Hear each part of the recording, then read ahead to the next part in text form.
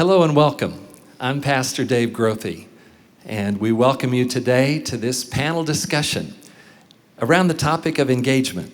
There are 3 couples here on the platform that are in the process of their premarital run-up to the wedding, and they've been meeting with a pastoral facilitator. There's been some wonderful conversations back and forth, and we thought today it'd be fun to just talk with these engaged couples about the dynamics of their relationship thus far. I'm going to introduce them. Here at the far table is a couple that's getting married in just about 3 weeks, Zach and Tori. Welcome, Zach and Tori. And a couple that has been engaged now for about a month, and their wedding is in 6 months. And they are Colin and Allison. And then our final couple have been engaged, and it's a wonderful story of asking the dad of the bride, and engagement happened in November or December? In November. So they're just about 5 months out from a wedding. So we're going to talk to Jillian and Nikos. So welcome our 3 engaged couples, if you would. We've got some audience here.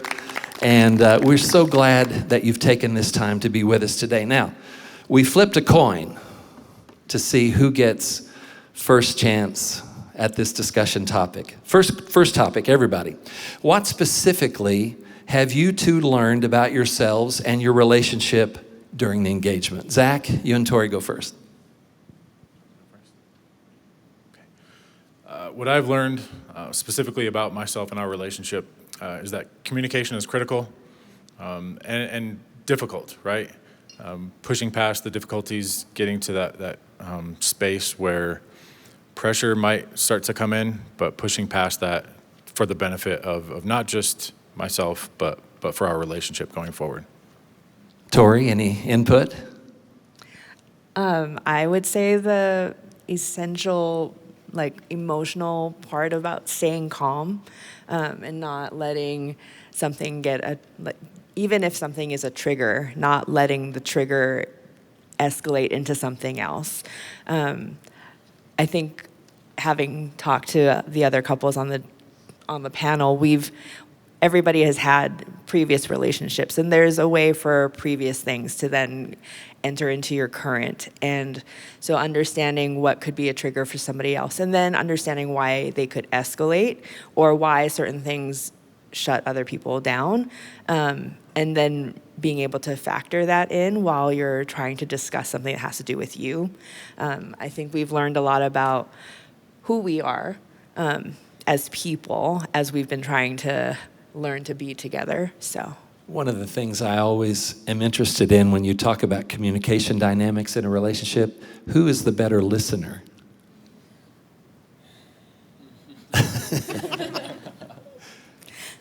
I want to say I am, but he's also really good at it. So he's really patient and thoughtful about what he says and how he answers.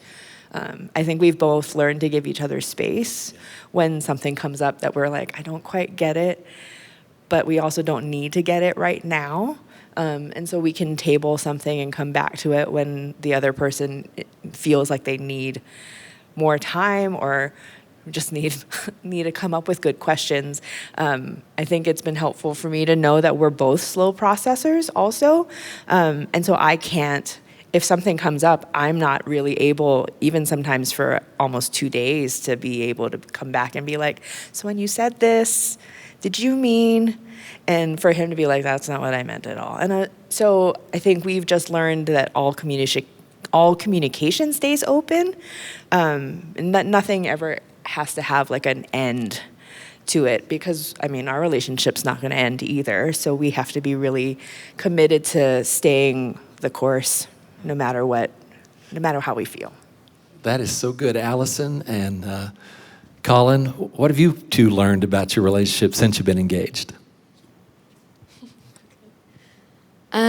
I feel like we've just learned a lot about ourselves, because obviously, they mentioned, Tori and Zach, that we're all kind of coming in with past relationships and trauma, I guess, from those relationships in some areas, and it's kind of relearning who you are as like a person in this relationship, and like learning each other. Like when Colin and I, we're not always the best at communicating, but that's pretty normal, I feel like, in relationships, and you're just relearning how to talk to this person that you are getting married to, and just like understanding where they're coming from, and like trying not to get frustrated in that moment when they say something that might trigger you and you're like, oh, why did you say that? I'm really upset now. So yeah. Yeah, kind of just adding to that, like they said, with communication, not like just talking. I mean, we can talk, but being able to say the right things and like say what you're actually trying to communicate, instead of saying something that might come across as something you totally don't mean. I think that's one of the things that we've noticed like we can do, and just trying to work on that. Between the two of you, who's the better listener? Definitely her. Jillian and Nikos headed to the altar here in a couple, 3 months. Tell us what you've learned since the engagement. I think there's been a lot that we've learned. I think just through dating, it's not as serious.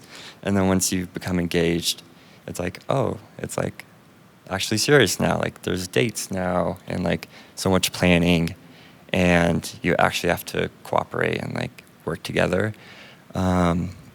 I think it's just like figure out yourself in the relationship, not like there is another person, but also who are you in the relationship, and not losing like your identity.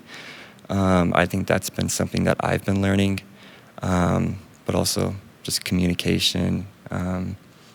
We've both been learning how to do that. Yeah, I feel like there's just been a lot of like unlearning from like previous relationships or trauma that we've gone through, and just like having patience in that, and kind of like getting to the root of like our triggers, or like the cause of those triggers. Who's a better listener? I think he is. He is, for sure. I think for me, it's been a weird learning of how to set boundaries around me and around us. So who we are as a couple versus who I am.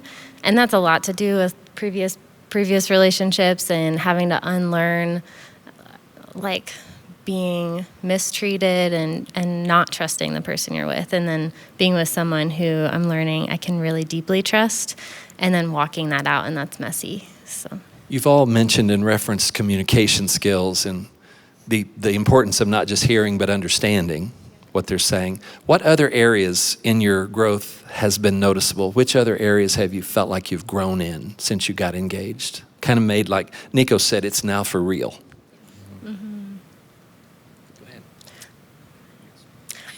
So I would just revisit boundaries, not just physical boundaries, but around the God-sized dreams in our hearts. I think when you, at least for me, when we started dating and we started to see a life together, it was so exciting. You can kind of throw yourself into it. And then the Lord just started reminding me of the things that he had for me. And that started before Nikos and will continue throughout my life. And so it was kind of being engaged made it so real that if those God-sized dreams and Nikos are going to be a part of my life, that I have to start setting boundaries around it. And that was scary because it required me to trust that he wasn't going to make me pick, but he didn't. So Yeah, one area of growth would definitely be the willingness to work together, and not just in the little things, and the hard things. And when we go through those hard things, not just wanting to give up or just stop trying or anything like that, but to run the course and stay willing to, hear her ideas, her hear mine, and just work together and not give up on it. Zach, anything that you have noticed in noticeable growth in the relationship? Yeah, what I would add to that is the ability and the confidence to speak truth out of love, tying communication back in, but also bringing the Lord into it. Being grounded in who we are as individuals. What is God doing for us? What has he done for us before our relationship started? So not necessarily giving up our identity, bringing that forward and sharing that through communication where we're blending our lives together. And oftentimes that takes space for us individually, personally. So taking space, but also giving space to the other individual. Being confident enough to speak up when we feel like we need some space. A third area that I'd like to explore a little bit is, what are you two hoping to see in the growth of your marriage relationship right now? What are you looking forward to growing, Jillian? Healing. I think that it's been really cool, especially since being engaged, how we pushed each other to do things like therapy and talk to the Lord and talk to friends and become healthier people. I think that the triggers became a lot more real once we were engaged. And so it's exciting to think of a lifetime of healing and all the things we're walking out of, but that we get to walk by each other as we continue to heal from past things. You're kind of nodding your heads over here. What have you experienced, and what are you looking forward to? For me personally, I think a lot of just even in our dating life was a lot of healing, because there was a lot of like trauma coming into this relationship, and actually we were friends during all of that time together, and it was like rebuilding my trust even in just like a friend of like a guy, and then like going into dating and like trusting in that was going to be like a healing process again, even if it was really difficult. And then like you were saying, like when you're engaged, it really causes more triggers again, because you're like, oh, this is super real, and now we're walking out into this like with marriage of the intention of that, and you're wanting to work it out, but it's also bringing out sometimes like honestly the worst in you, even if you don't want it to. So it's learning to be better for each other and to communicate that when you have those triggers and that trauma is coming up and like, hey, I'm struggling. I want to ask Nikos and Colin, what do you feel in the sense of healing coming to your soul or to your emotions? You know, sometimes we think of healing as a physical thing, but what's been healing to you in these times of growing together? I think for me, I came in with like an example of like how I was supposed to be treated, and like Jillian has showed me that's not like how I was supposed to be. And I think that's been cool to like trust her in that process, and like know for me that like I am finding healing in just small things, but also like the way that she has her friendships and like trusts the Lord and like has her own relationship with the Lord. Like I can trust that, and that's healing for me. And I think it just takes a weight off, because like I don't have to like necessarily trust her, because she trusts the Lord, and I can trust that. It's great. Yeah, kind of along the same things. Knowing, like in past relationships, of like how I was treated and stuff like that, and then how she treats me with like kindness and compassion and grace. She definitely gives me a lot of grace, which comes from the Lord, and it's just so refreshing to have that in a relationship. And yeah, just for her to care for me and in a godly, way, and just being able for her to like pray for me, and we can pray together and stuff like that. It's just super cool to have that healing aspect of it, because I've never had that in a relationship before. So, Zach and Tori, I want to ask you to start. What's been the most stressful thing during your engagement? And elements, I want to frame it this way. You're not just planning a wedding, you're planning for a marriage. What's been the most stressful? I would say learning what to do when the other person is stressed, how we're supposed to react. How do we come alongside? How do you help?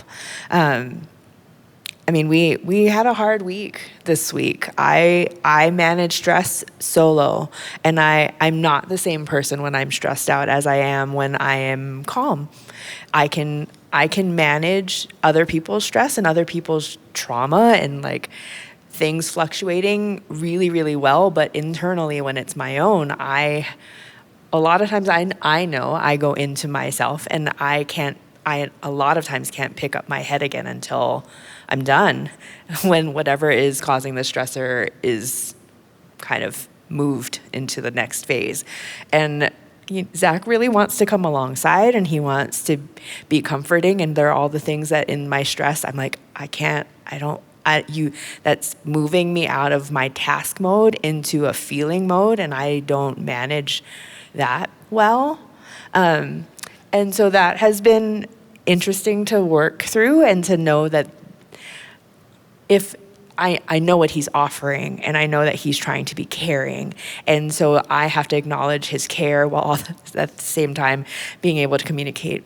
But it's not quite what is helpful in the moment. You know, the Prepare assessment has a couple of categories where stress is measured.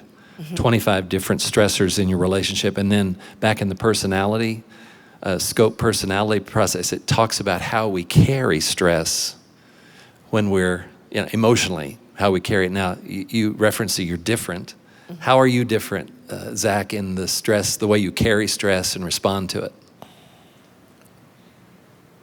I feel like my life experiences have given me opportunities to set myself aside and, like she said, come alongside her.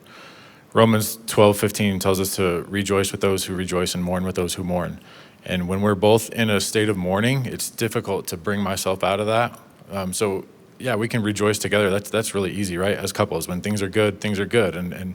But when one person might be in a state of mourning or stress, setting myself aside is easy for me to do.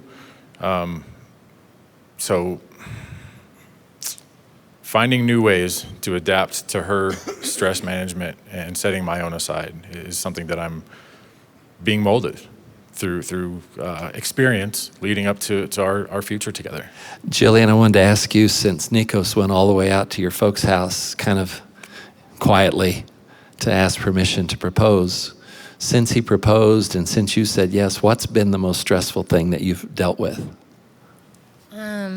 I think kind of in the same vein, it's figuring out where does my stress end, and like it's not his responsibility to make my life less stressful. He does, just because of who he is, but I think it's figuring out, and I keep going back to boundaries, but figuring out what am I responsible for ultimately. If I'm stressed, figuring out other ways that I can learn to not just carry that into the relationship, but like manage my own expectations and feelings so that this can be a life-giving thing. And I think also just I want to be able to show up for him. And so it's been a really humbling experience. I want to ask everybody this question on a 1 to 10. If 1 is no stress at all in wedding planning and 10 is like, I'm just overwhelmed, where are you at? You're on the front end of it, Colin. Where is the stress level now of planning a wedding? I'd say a solid 8. We've gotten a lot of the big stuff out, but it's just like the amount of stuff and the little things that just add up. Details. Yeah, like we got the venue and everything picked out. It's just like the little details of like decorations and food and so many other just little things that I'm one who just tends to focus on one thing and get it done. And Allison, I feel like, can just sometimes overwhelm with like worrying about all these different things at the same time. But yeah, I mean, we both feel it. I mean, it's one of those things that. So it's a solid 8. Tori, you're 2.5, 3 weeks away from the actual wedding event. What's been the highest point of stress? And on a 1 to 10, what have you felt? I would say for me, coming up with a guest list. If people know me, and that has also been an interesting thing to navigate. I have a very large community, and having lived in 2 different states and made my home there, and then I lived in Denver, and then I moved to the Springs, and so my community is very, very big, which has also been harder for him to manage. His community has not been. So have you carried it well, or has it just overwhelmed you? 1 to 10, what have you felt? Once it was done, it was like a 2. But in the middle of trying to put one together and trying to figure out who can I possibly invite and how do I navigate not letting people feel left out, and then also not overwhelming him. I mean, he's having to meet all of these people, which is difficult when. So trying to be sensitive to being purposeful and intentional. Jillian, wedding planning, you and Nikos, what's the stress level currently? It's weird because I don't feel a lot of stress about the actual wedding planning. I think I'm very existential as a person, so I think a lot about our marriage. And so I think probably the most stressful thing is I will focus on our relationship or things that feel bigger picture. And then I think I had just the stress because he's like, let's just pick a date. One final, you have some response there? Stress that you're carrying, Nikos? Yeah, probably like a 3 right now. Oh. I feel like Chill. I think earlier on, there's a lot of stuff we were trying to figure out in terms of like housing and the dates and just work, like it added to everything. So it's probably like an 8 on some days. I feel like we would flip-flop every other day, kind of how stressed we were. But yeah, I think it's been nice, like in a way, kind of having like a longer period of time to plan stuff. Kind of rounding the home stretch here, I want to ask this final question of everybody and think about it in this way. When I ask couples, what are the spiritual dynamics of your relationship? Oftentimes there's a head scratch and a ho-hum, and somebody will say, well, we go to church together. And I'm not asking about church attendance. What is the spiritual dynamic that characterizes currently your relationship? Colin, you go first.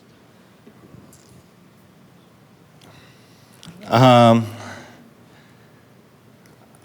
mean, so it's my first relationship that I've actually had it, like God at the focal point, which is really cool. And just knowing that, like, we have a tendency of wanting everything to happen in our way, and our timing and stuff like that. And throughout this relationship, I feel like both of us have just learned like God is in full control, and His timing is His timing, and you won't necessarily see His timing until you look back and you're like, okay, I saw what you were doing there and there. So just trusting God that He's in full control of this relationship, and He's, just guiding us and leading us to where He wants us and help us make the decisions. What's some of the synonyms of your spiritual dynamic? I would say intercession has been huge. That most often when anything gets heavy or hard, for both of us, it's been much easier rather than trying to dialogue about it. You can dialogue about it before and after, but interceding for the other person and for whatever is heavy has been really grounding for us. Would you?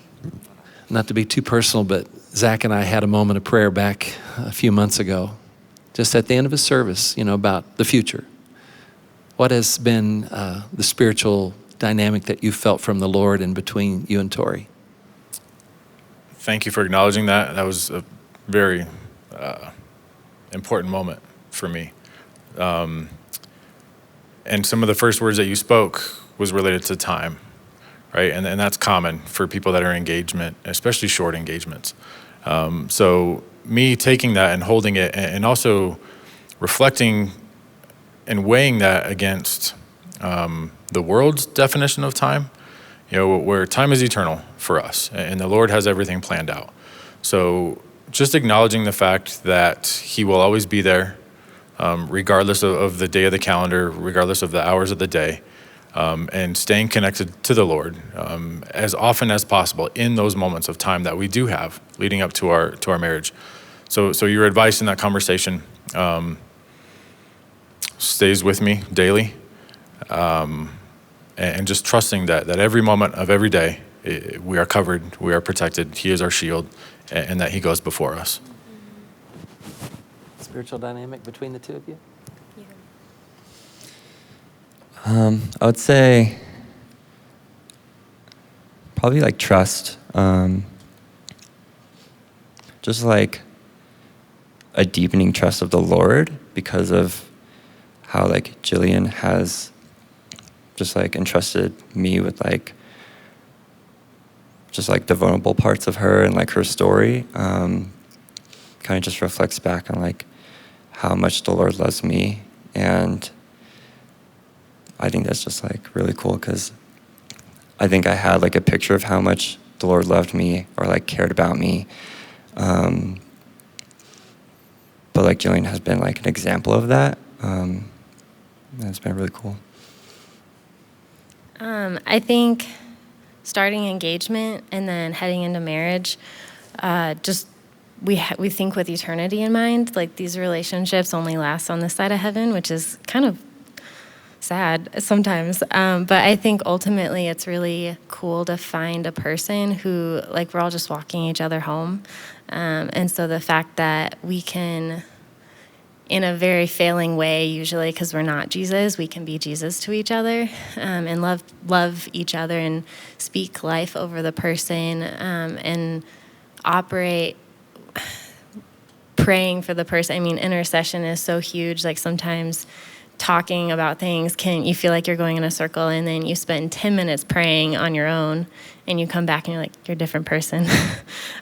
So I would say, as far as spiritual goes, I mean,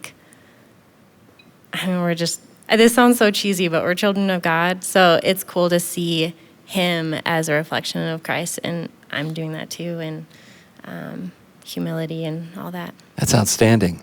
Now, I take a very big risk here and ask the audience, is there any question or reflection you want to offer to any of these couples? I see that hand. Wow, I applaud each of you. You guys are great. One of the themes that I heard more than once were two things, previous relationships and triggers. And I would like to ask kind of a rhetorical question.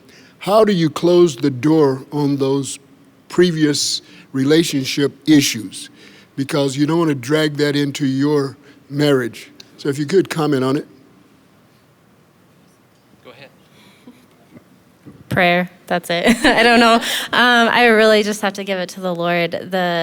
My history is not fun, and so part of it has just been him being so patient with me, but I think also just trusting the Lord that he's healed it. He's gone before me. He literally died on the cross so that all those things that weren't done to me, or that were done to me that weren't okay, it sucks because I want there to be more justice, but really it's like Jesus died for that person. So prayer, I don't know, I'm trusting the Lord that he's going to do that. I think for me is just taking my own personal relationship with God, and really giving him like all those things. And it's not just like a once and it's done. It's kind of almost a daily thing of being like, okay, God, I'm feeling this way again. I need you to like take it from me because I can't handle this. But I know that you put like Colin in my life for a reason, and it's a good reason. And he's like a good man, and he's like going against all of the things that I knew of like in past relationships. And that's only because like you've healed him and because he's following you. And that's like a good representation for me to like keep walking forward and knowing that like God is in control of all of this and being like, okay, I can give this over to God and everything's going to be okay. Even if it's like really in the moment of like frustration and stuff. So, yeah. I would say, as the person who wasn't in a long-term previous marriage, I've had to speak a lot of truth in love and then point out things that are getting put on me that don't actually belong to me.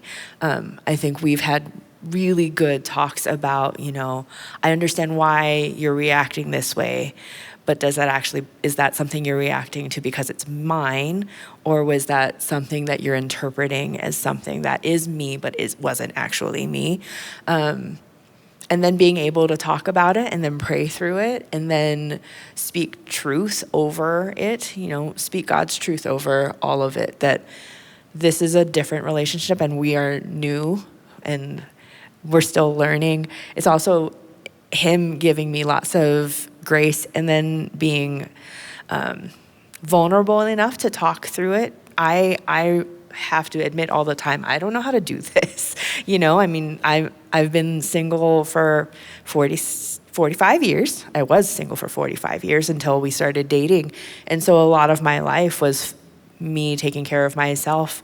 And so having to admit in vulnerable moments when he is like, this is not how we can do this, I have to be like, you're right. I have to relearn how to do my life in a way that allows him to be in it instead of me by myself. So. Well, I just want to say how much I appreciate all of your transparency and honesty and vulnerability. Our audience here, would you just welcome and give them a hand again for participating in this very meaningful panel discussion. I want to thank our audience for joining us today and sharing your time with us during these panel discussions around the topic of the engagement phase. I'm Pastor Dave Grothe. Thanks again.